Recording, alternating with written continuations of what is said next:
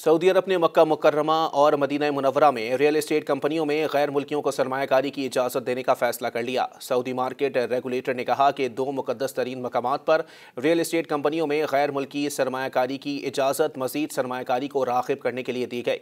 गैर मुल्की खबररसां इदारे के मुताबिक सऊदी अरब के इस इक़दाम से गैर मुल्कियों को रियल एस्टेट कंपनियों में सरमायाकारी के मौक़े मिलेंगे जिनकी आमदनी का इन्हिसार इस्लामी ज़ियारत पर है। ये तेल की दौलत से मालामाल सऊदी अरब के लिए आमदनी के सबसे बड़े ज़राए में से एक है।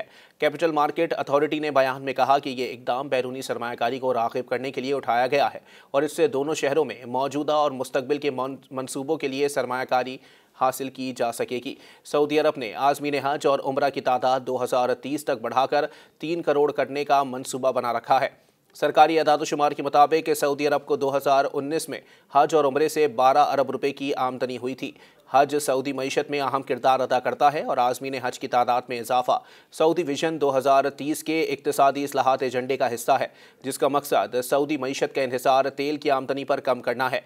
इस सऊदी फैसले के बाद वो सऊदी रियल एस्टेट कंपनियों जबल उमर डेवलपमेंट कंपनी और मक्का कंस्ट्रक्शन एंड डेवलपमेंट कंपनी के हिस्से की मालियत 10% बढ़ गई, जिससे सऊदी अरब के बेंचमार्क इंडेक्स में 0.2% का इजाफा हुआ।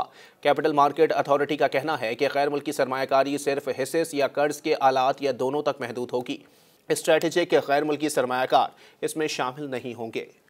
मज़ीद न्यूज़ अपडेट्स और डिजिटल स्टोरीज के लिए सब्सक्राइब करें डॉन न्यूज़ पाकिस्तान।